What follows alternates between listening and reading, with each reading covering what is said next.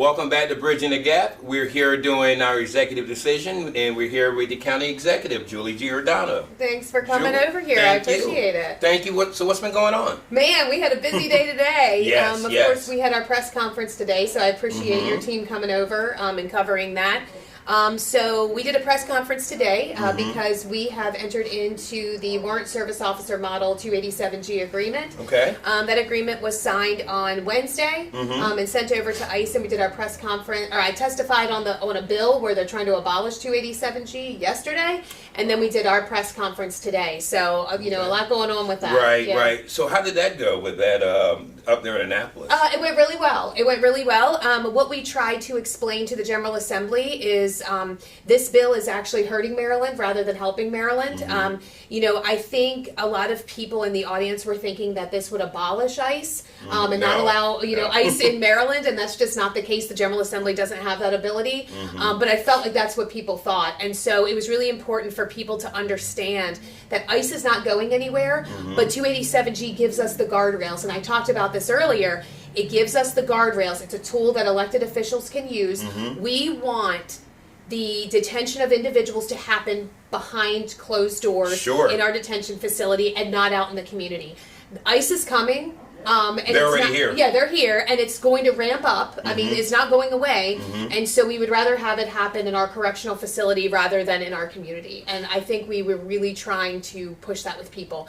And I think people are, thinking, well, that's not fair that they can do this. And they, as the sheriff stated in the press conference today, they have the authority to do it. And there's not much I can do about it, most definitely. And even him as the head law enforcement person, in our county, he can't do anything about it. They have full authority to do what they're doing. Federal, yep, absolutely. And you see, I thank you for saying that. I was actually talking to a business owner that's over in the Goliath Shopping Center, Hispanic.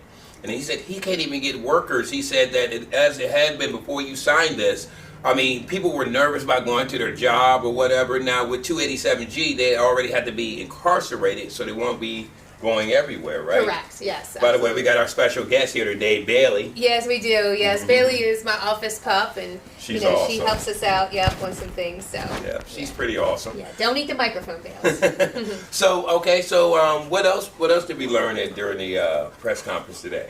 One of the nice things is that we had two sheriffs from Hartford County and Cecil. Wow, were here, yep, and they were able to, they have already been working with 287G for years now, so they were kind of the experts, and I think that it was really great to have them there. So I was really grateful that they were able to come down and do that. So right now, did you feel like the audience understood better?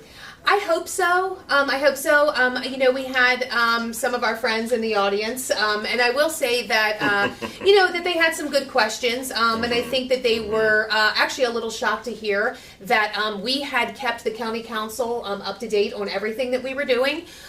They were well aware that I was signing the agreement. They were well aware that I was testifying. They were well aware of the press conference. They were invited to the press conference. They decided not to come, and but that was okay. But I think that some of the people were actually kind of shocked to hear, and I had to say, it was verbalized to us that we had the majority of the council agreeing with us. I don't think that they really wanted to be a part of the decision, and that's okay. We have to, some of us have to make tough decisions, and I understand that. And my role as the executive is to make tough decisions. So you're elected to make the tough decisions. Well, and there are decisions that they've had to make as the legislative body that I was happy I was not a part of. So we both have difficulties, in our different branches of government. Sure. And so, but I did have. I will say, silent support. But we did our due diligence. We let the other part of government know exactly what was going on. They were well aware, and so, yeah. Okay, and unfortunately, at the same time, we still had people protesting right after the press conference. And that's okay. You know what I mean? That is their constitutional right. I beg and plead people that if ICE is coming in, please do not interfere with their operations. Right. Please don't use your vehicle as a weapon. Please don't step in front of their vehicle. Please allow them to do their jobs. But if you want to peacefully protest, that is your constitutional right. Okay. Thank you. Now, So what's going on right now as far as with the CIP? Yeah, so the CIP, of course, we've turned that into council. Right now, they have been meeting with several different departments. So they've met with Rec and Parks and Tourism. They met with the airport. They've met with all of Public Works. So, they're just getting a different idea. They want to hear it from the department heads exactly what projects they want to move forward with. So that's kind of where we are. So the council is kind of, they will, kind of talk about things that they want to see in the budget as well. And then hopefully they'll adopt the CIP, and then that way we will have that document to really help us craft the budget. Would you say that they're ahead of the game versus last year? I think it took 6 months for them to actually... Yeah, they didn't actually adopt the CIP until they adopted the budget, and that's not really, it's not really helpful for us. We really would like the CIP adopted. You're not committing to anything. You're just saying, we like this plan, and things may change once the budget comes. But it does give us sort of a roadmap, when it comes to the capital projects as to what direction we need to go. So we do hope that they will adopt it. But one thing that they were really excited about, not to jump topics, but we actually had PKS, which is the people who do our audit. Okay. They were here in January, and we are looking really good. So it's really, it was really awesome. Exciting. Thank you. Okay. Yeah. Awesome, Sorry, awesome. I was, AK just came in, so I'm saying That's hi to okay. her. You're being the executive. Yeah. That's not a problem. No, but anyway, so we're in a great financial spot, and so which is always a good thing. And I will say we have been investing in the community, but we also have been doing such a great job at getting return on the investment, and making really smart financial decisions. So I'm really proud of our finance Awesome. team. We're in a really good spot, which is nice to hear because the state not so much. Has the state been paying back on the money that they're supposed to, I guess, give towards, what was the building improvement? Yeah, I'm going to tell you, the governor's budget came out. It's not final, but the governor's budget did come out. I was a little disappointed we had asked for some specific things, and we just didn't see those in the budget. So we're still going to be working on it. Our disparity grant is there. It went down $2 million as it stands right now. But that's okay. I've got some angles where we can work, on trying to get that back up. That's what I did last year, and that's what I'll do this year. And then Fruitland, from the governor's budget, it looks a little, about $10.5 million. We were hoping around 14. But we're still working some angles. So, it's definitely, okay. But, everything is fluid. That's just one thing, is that the budget comes out, it's not finalized until a little bit later on, so. Okay. I'm going to ask you kind of a tougher question here. Sure. What is your long-term vision for balancing the executive and legislative functions here within the charter at Wycomico? For balancing it? Well, right now I do feel like there is an imbalance. I think that there has been some legislation that has definitely tipped the scale, over on the legislative. I actually hope when there is a new county council that they will kind of see that, and I think that there's going to be some things that we present that I hope that we will be able to regain that balance. Okay. That's the goal, yeah. Thank you. I was actually speaking with Councilwoman April Jackson about some of the things happening in the city, and they've had a problem with their president of their council kind of stepping in the executive role a little bit. Yeah, I can't imagine what that's like. Yes. Do you think that that's something that happens with all councils? I think so, and it's funny, I don't think that we are special in any sort of way. I have met with a lot of people across the state, and every single one of them has different issues. They might have an issue maybe with the sheriff in the executive, or they may have an issue with the state's attorney in the council, or it might be whatever. So I think that there's always going to be a little bit of that power struggle a little bit throughout, but right now I'm just trying to obviously we have an election coming up. It's an election year. I have an opponent now. But right now... I'd like to talk about that. Yeah. Right now we're just trying to, kind of get through. But I think Steve Lakin, who is my assistant director of administration, has been really good at... he has a good working relationship with the council. He can meet with the council president, so I think we're sort of bridging the gap through him. Awesome.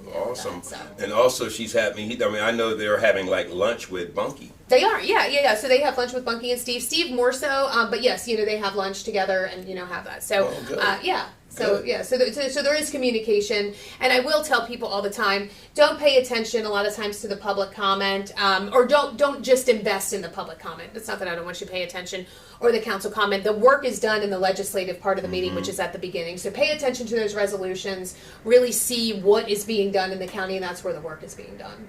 Okay, awesome, awesome. And it looked like it's a rematch going on for Yeah, in right? the executive race. Yeah, I was, we had heard, that Mr. Davis had thought about running again.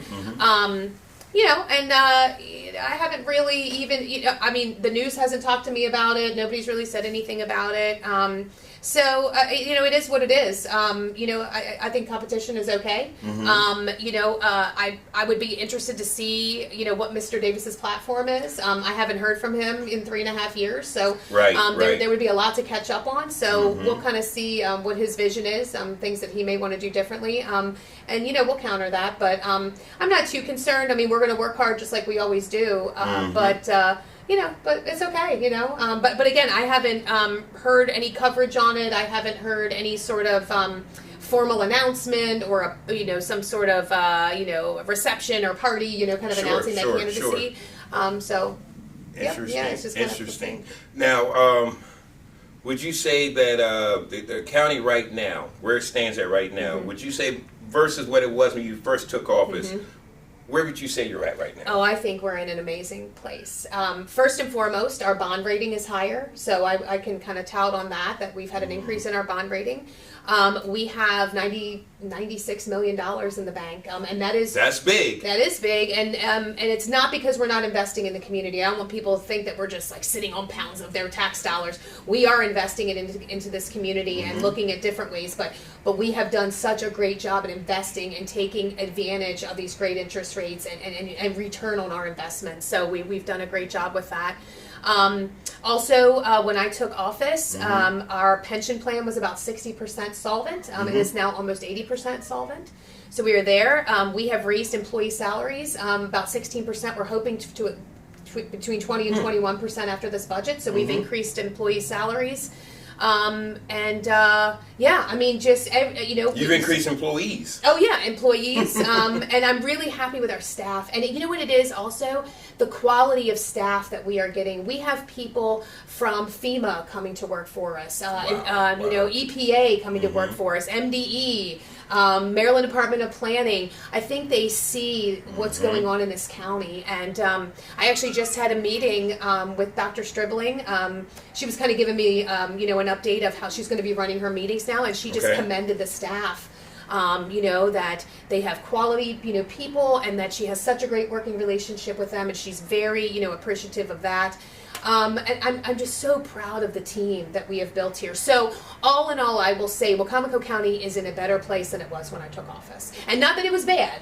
I don't want anybody to think I'm criticizing Well, we were down as far as our work staff, and I mean... Yeah, we were, but you know what, though? But being in this role has made me appreciate the previous executives and the decisions that they have made because you understand it. So I don't want to say that we were in a bad spot, but I for 100% certain can say we are in a better spot where we are. You are seeing these investments in the community. You have the Civic Center. That project is going to be wrapping up in the spring. It's looking we good. just had $26 million put into the Shorebird Stadium. We're using our cannabis funds. We're leading the state in taking that cannabis money and reinvesting back in our community. Billie Jean Jackson is getting lights, public safety. So we are really, I think, utilizing the money wisely and showing people, just what we want to do with it. In every aspect, in every aspect. We have had Maryland State police officers, they passed the Police Accountability Act, and they are using our Police Accountability Board and our process because, which is, they've chosen to use us, and because we have such a great system in place and great people on that board. Right. I mean, they're professionals and they treat it, we're not pay, I've seen some counties where they're paying their police accountability people 25, 30, 40,000. And I have people that are volunteering their time. And I think a little bit of a stipend now, but we're just leading in a lot of things. So I am very proud of the efforts that we've put forward, and we're just going to continue and, campaign on that. Awesome. Now, with all the candidates that are actually probably getting more within this month, with the candidates that are actually there, have you been having any of those candidates want to reach out to you, kind of see where everything is? Yeah, so in District 2, of course, Councilman James Nguyen and I talk all the time. His strategy is going to be a little bit different this time because he's running in a district rather than at large. But I will say nobody knows that side better than James Nguyen. I mean, he is so engaged with that community. He's done legislation for them. He's active on the West Side, so I just give him all the credit. I know he's got some competition right now, but I think that he's going to be fine. James does an amazing job on that side, and I give that man all the credit in the world because I will tell you, these last month or so, I mean, I just see the persecution. And all over, religion, and I just give him credit because he's never wavered. He has never wavered, and so he is definitely a force to be reckoned with in ways that I don't even think we all understood. And seeing him standing his ground, especially when it comes to the religious aspect, is just absolutely, it's awesome. So, and he's got such support behind him. I think most people are behind him. I know there was a couple that aren't, but you know what? I told him, I said, James, you've got people behind you. You know what I mean? That army is behind you, so you don't worry. And look, let me tell you something. That's the army you want to be in. That one. Yeah, I've actually seen some people, some critics that even got upset with the public for standing behind James Nguyen. And yeah, they did, and you know what? But I think I think the Bible speaks about that, and so James is going to be just fine. James is going to be just fine. I have no problem being a vocal, a supporter of his, all day, every day. So I give him a lot of credit. So, but as far as other, we've had some candidates reach out. We've done some reaching out to people. So yeah, they do, and I think a lot of it is not necessarily to garner support, but just to learn what the process is. Yeah. And I think that's good. I think it's good. Well, I can tell you, thank you. I was speaking with Bernadette Kennedy, who's running for District 1, and one of her concerns was they're not informed. There's no town halls. The only one they've heard from is their delegate.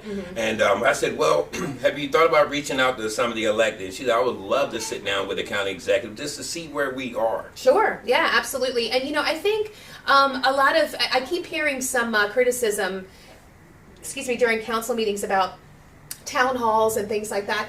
I will tell you, typically, not saying it has never happened, but typically the executive branch is not the branch that holds town halls. And I will tell you, because in most jurisdictions, and that's what we're going to now, they have a legislative representative in their district. Good point. And I will tell you, that is one thing that James has done. The only town halls I know of that have been scheduled are the ones that James has done on the west side. When there's something controversial, James is on it. Let's have a town hall. Let's get the people here. And they've been well attended. So. But I think that there have been some critics that really just misunderstand what government is. I have no problem having a town hall, but it's so much better from the legislative side because you have that representative, and they're the ones that can make the laws to help out with the problem that is going on. You know what I mean? I'm not the lawmaker. You know what I mean? I just implement the laws that are passed. So, I don't have a problem with that. But typically our meetings are the CIP meeting, the budget meeting. We have the public come out, to sort of help with that. And, for some of the town halls, I've been there, and sort of give the executive. So, as a matter of fact, we met at a town hall that the beginning stage of the Bridging the Gap held one, and we're actually thinking about trying to schedule a couple of more here. So we're hoping that you could make those. Yeah. Now, I've noticed also that a lot of those that have been verbal against what you have done are now candidates. Yeah, it's kind of interesting, isn't it? How's that going to work? I don't know. I mean, they're going to have to run a race. I think there's probably 2 out of the 3 that are more serious than the one, at least from my perspective. And I will tell you what I've started to notice, and this might just be me. I'm not going to name any names, but there's one candidate that's running. He doesn't have an opponent right now, so you could probably guess who I'm talking about.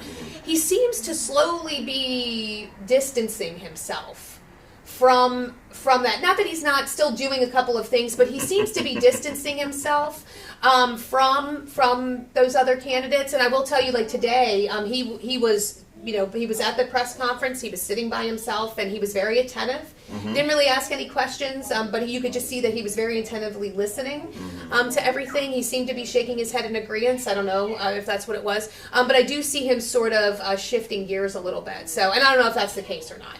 But that's just from my perspective. But Right. anyway, if naysayers want to run, that's okay. I think everybody has the chance to run and ability to run. I obviously am going to have the people that I'm going to support. And that's just, how it is. It won't be me as the county executive, but it will be me as Julie Giordano, and I will have the people that I'm supporting, and I will be very vocal about who I'm supporting. Thank you. Now, I want to jump back to 287G. Sure. What is the status of the collaboration with the state and federal partners, including potential partnership with ICE? here? Okay. Yeah. By Comic-Con? So, as I told you, the contract has been signed. The MOA has been signed. I will tell you, obviously, the state is against it, which is why we, went up and testified. I plan to testify on the House version of the bill. And like I said, we in Wacomico County, with the support of the sheriff, we want to collaborate with that federal agency. We collaborate with all federal agencies, FBI, DEA, any other ones that need us. We collaborate with, and this one is no different. And so, as I said, if there is something that I can put into place or sign into place to protect our citizens, I'm going to do that. I don't want raids in our community. I don't want doors being kicked in, and that is what is going to happen. And that is what's happening already. Yeah, and Tom in some Homan, who places. is the border czar, has said, if you do not let us in your jails and these people get released, we will be in the community coming to get them. There is no option of not coming to get them. It's how we get them. And if I can control that it stays up at 411 Naylor Mill Road, I'm going to do that. You know what I mean? As opposed to throughout this community. And what the sheriff emphasized today is typically when ICE is coming, they're looking for one person, and if that person's in the jail, I heard him say this. But if that person goes into a house, More people. they're taking everybody if they find them. So again, not signing this agreement, and if this law and if this passes, they will be responsible. The state of Maryland will be responsible for families being broken apart. Not Julie Giordano, not Mike Lewis, not signing on to 287G, because we did what we thought was best, working with ICE to say, nope, you can pull these people right out of our correctional facility. They've already committed crimes. We don't need these people back in our neighborhoods.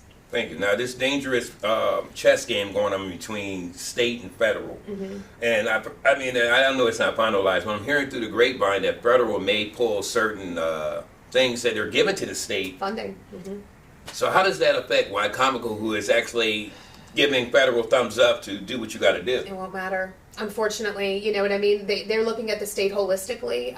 We will try really hard. The one good thing that we have is a congressman who is the head of the Freedom Caucus, who has a lot of Which pull. they just did redistricting on him. Yeah, well, Wow. they just presented a map at this point in time. But yeah, I mean, obviously he's the target there. But having Andy Harris as our congressman is a good thing. But I will tell you, Maryland is not, favored, at the federal level. No, and not at all. we've been told as such. So it's a shame that it's the way it is, because geographically, the majority of the state is red.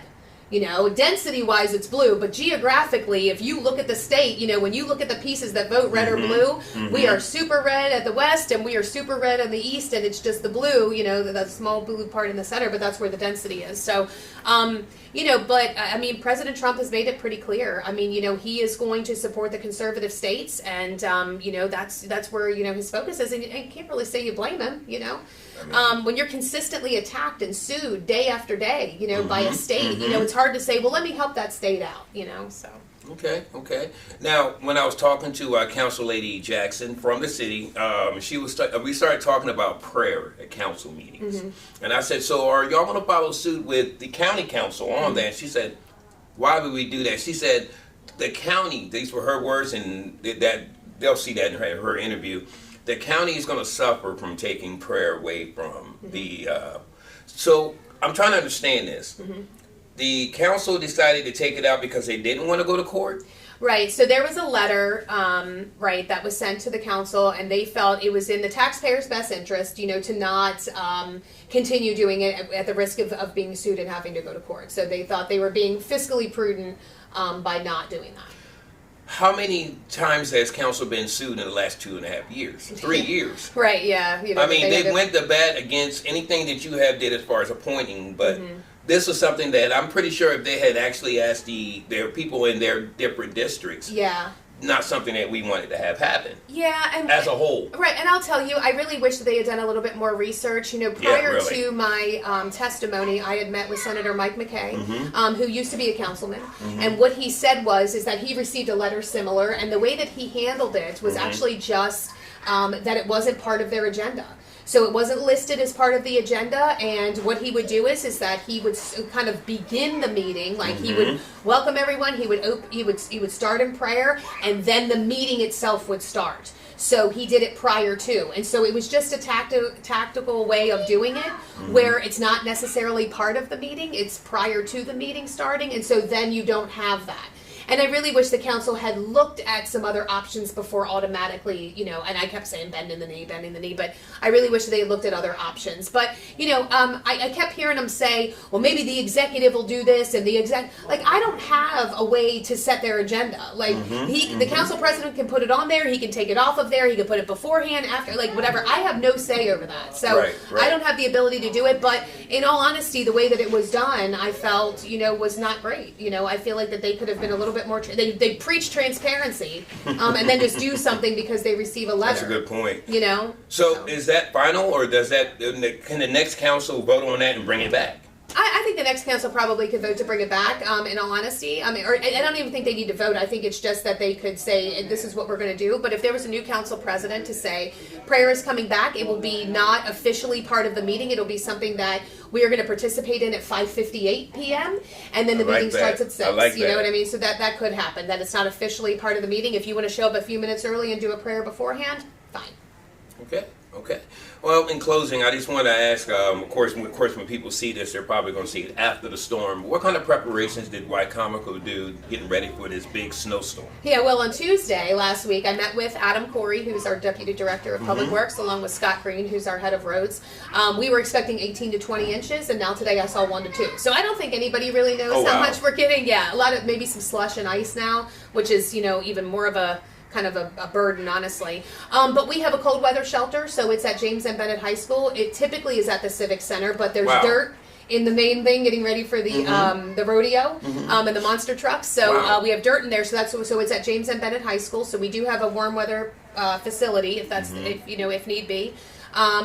We also have, our trucks are ready to go. Our people understand that they're going to be working, kind of overtime, to move forward. Yes, with that it. was something, excuse me, I didn't mean to cut you off, No, but you're that fine. was something Mrs. Kennedy from District 1 was saying, they are never made aware when, right before storms, whether or not it can be salted or not. She's going to be looking out of her window for it. So you're telling me that is in the game plan. Well, and it depends. If it's within the city of Salisbury limits, and it's up to the city, to Correct, salt those for the roads. city. Yeah. But So, what county? County roads. Yep. We will be up and down those, salting and ready to go. So they are well aware. They are ready to go. So yeah. Yeah, I feel, I mean, I got a great team.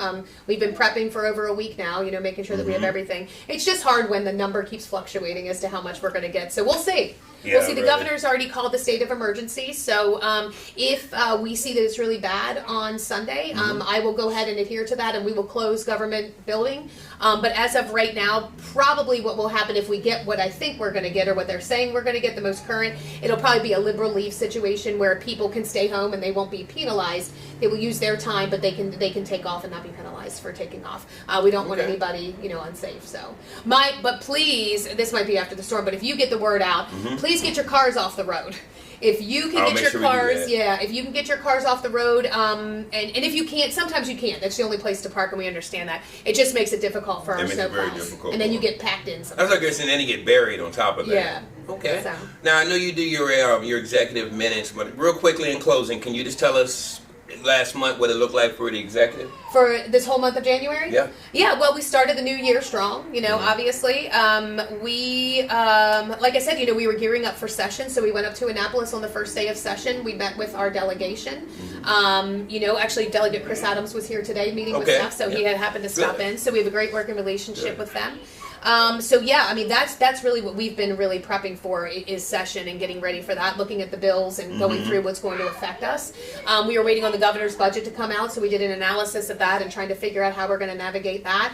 So that's really what January's been, is just really gearing up for the legislative session. And so we've had a couple of events here and there, you know, things that we've done, and gone to. But yeah, I would just say session's probably our biggest thing. I know that there's more things. Oh, I've also been doing my businesses. One of my New Year's resolutions was I really wanted to showcase our small businesses. And so far I have done, I think, 3 of them, which was Crumble Cookie, because they were our newest business coming in. And then we did Title Roots. We've also done, across the street, Alex Scott has turned the Brick Room into a Brick Row, which is a really nice little sandwich place and coffee shop. And we really hope to just give our small businesses a little love. So I've been doing that too and going around and promoting them. And we plan to visit the Greek Pita place. We're coming as part of that. Hear that, Andreas? Yeah, and so we're coming, Andreas. I promise. Awesome. Well, we thank you once again for sitting in with Sure. us. We definitely want to cut this. We were going to cut this short this week because of the storm that's coming and everybody getting ready for that. And the fact that you are a mother is very important, too. Yes, my son has a basketball game today, so I'm Is he expected to win? I don't know. We're praying for We're it. praying for it, yes. Awesome. Thank you again, dear You are Madam so welcome. Executive. And again, thank y'all for tuning in. This is Bridging the Gap.